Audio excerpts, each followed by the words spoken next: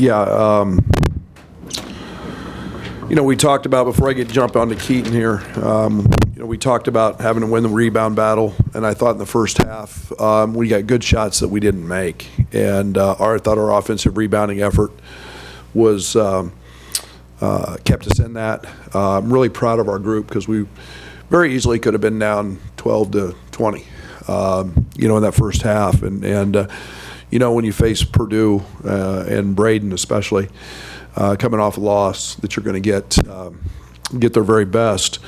I thought Keaton was like nothing I've seen in my 39 years, and especially in a top 5 or top 10 matchup. I guess we're not in the top 10, but we just took advantage of their coverages, their switches, and tried to space. And Keaton made it really look easy, and I don't mean that in a negative way at all. He just took what the defense gave him. And then when we did miss, we got the offensive rebound.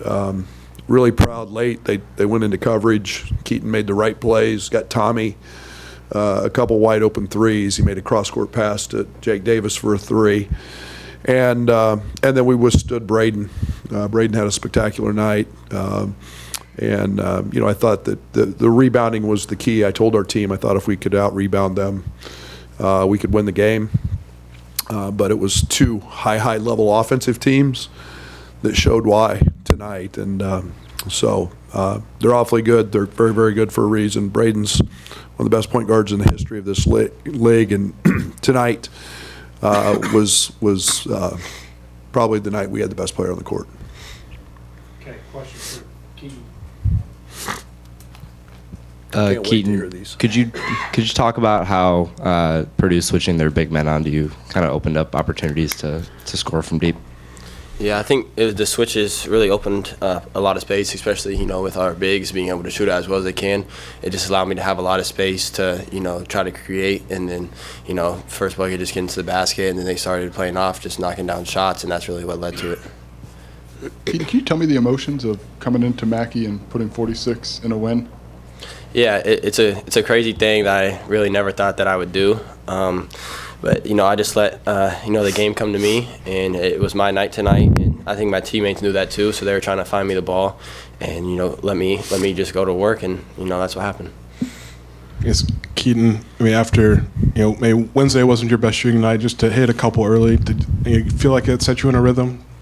Yeah, I think the poor shooting night, it didn't really affect me. I know how good of a shooter I am, and so I came in here with confidence, knowing that we're a player down, so I need to step up against Purdue. It's super hard to win here, and I just came in here playing confident, and just let what happens. Do you remember ever having a game this dominant in high school, junior high, like 46 points against Purdue? Have you ever had a game like this before? No, I haven't. I think the highest I scored in high school was 32 points in Quincy, Illinois. So, yeah. The freshman scoring record in Illinois was, I think it was 35.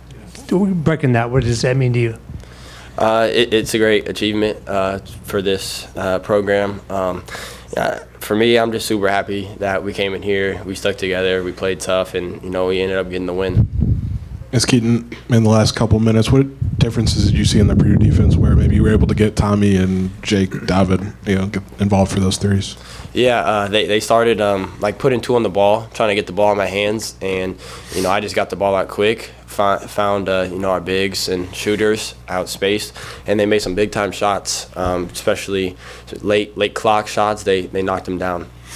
Keaton, what do you feel like you guys showed as a team to come into this environment and execute the way you did in the second half? It just shows how tough and how much grit we have as a team. I say it, but when we're down a player, one of our best defenders, and we come in here, we rebound the ball really well, offensive rebound, and that's what got us the win. Keaton, back here in the back, what was it like to see the reaction from your teammates on the court? And I guess, can you tell us what the locker room was like? Coach has a towel on, so. Yeah, it was crazy. They were all coming up, grabbing me, hugging me, saying a bunch of stuff. And then I walk into the locker room all hype, and they're just spraying water in my face. I can't see anything. But yeah, it was a lot of fun. This can go to either of you guys. That's now 9 wins in a row. It's a huge road win for you guys. What would you say is the ceiling for this team moving forward? The ceiling is national championship. That's our goal. That's been our goal since the beginning, and this just proves that we're a contender for that. Keaton, was there a point in the game, first half, second half, that you kind of realized, like, yeah, this might be one of those nights for me? I couldn't really tell you. I think it's just how the game was flowing, really. I think I missed like first 3, then I came back and I hit like 3 in a row. Got to the foul line, and that's just how the game was flowing. But then, in the second half, it stayed that way. So I think that's probably when it hit. Not only do you have 46 points, obviously, but you also played 39 minutes. What do you think that says just about like your conditioning and how much you mean to this team whenever you're on the floor? Yeah, conditioning is a big part of it. Coach is always honest about, conditioning is one of the biggest things in basketball because, if you can't play for a long stretch, it's hard to play. So just being able to come out there and just play that long and be able to, make plays with the ball in the hand pretty much the whole game says a lot. They were switching a lot. Bigs were out on you. Were you at all surprised they kept doing that? I mean, I didn't know if you expected to change up to that or not. Yeah, I would say I was a little bit surprised, but that's how they wanted to guard it. So we just kept staying with what was working, and yeah. Obviously, you had 46, but David, Tommy, and Jake all hit huge threes down the stretch of the second half. Just what does that say about them and the fact that guys can still not be involved and still in crunch time make plays like that? Yeah, it just shows how willing they are to let me go off, really, but then being able to, step up and knock down shots, shoot it with confidence still late in the game, and just make big-time shots in big-time moments. Okay, thank you. Thank you. We'll continue questions for Coach.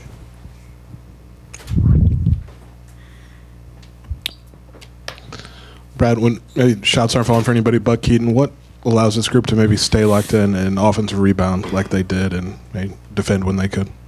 Yeah, I think it's what Tyler's doing offensively. I think we do that every single day, and we know that through coverages and that there's going to be certain coverages where we're just going to put guys in situations, and it could be David, it could be Tommy attacking switches, whatever it is, and so these guys have to stay focused and know when their time's coming. Whether it was early in the year, teams blitzed him. We took 38 threes tonight. What did we make? 18. We took a bunch the other night. And that's the advantage or challenge I think coaches have is trying to figure out, they're going to let us do that or not. And Keaton gets downhill and makes the right plays. Brad, I know we talked about the switches and things like that, but I think a big one that gets lost is the one right before halftime that he hit. You get 2 threes in the last 40 seconds or so, and a game that Purdue's up by 10. What did that do for you coming out of the locker room? Yeah, made me feel better. It was huge because it was the last 4 minutes we were right there. I think it was a 3 or 4 point game, and then they made a run, and to have some momentum going into halftime was huge. And yet you feel like it's 2 possessions on the road at Purdue. You're in a good spot. So huge play. He had a big shot, and we made a couple, and it kind of just stabilized. And they don't let me talk about how important offensive rebounding was because it kept us in it. Can you help me put a little more context or color around Keaton coming into Mackey of all places in this kind of game and putting up 46? If you guys didn't get a good read on Keaton Wagler right there, then you missed it because that's him. He just plays. He just hoops. There's nothing that phases him. He just wants to make the right basketball play. And tonight it happened to be scoring it, and that's his. It's just his personality. He's so stoic. He's very non-emotional.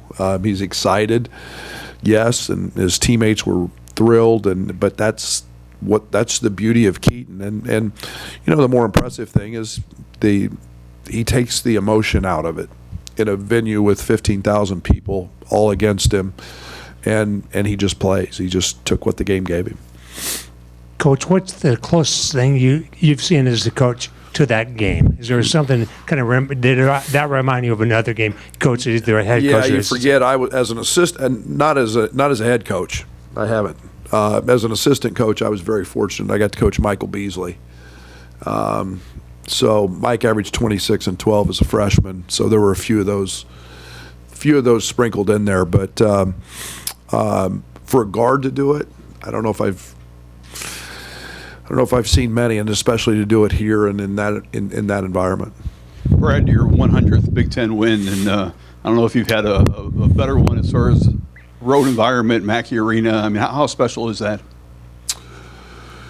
Yeah, good players, great coaches, all help that. I'm sorry it took 9 years to do that. We had a couple hiccups the first couple years, but that'll be something that I'm obviously proud of. I guess as we move down the road a little bit, I reflect on where it started, and to me that's a tribute to having a lot of really good people around me, but and then to do it in the best league in the country with the best coaches and the best players. Now I've only got 300 more to go to catch Izzo.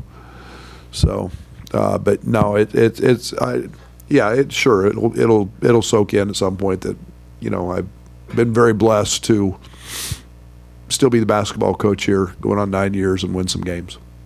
Just heard Keaton say goals of national championship. Feels like he proved that. Like, what kind of statement do you feel like this team made? Yeah, that's new to you guys. If you've ever heard me say anything other than that's been the goal in my time at Illinois, then you haven't paid attention. And we play in the Big Ten.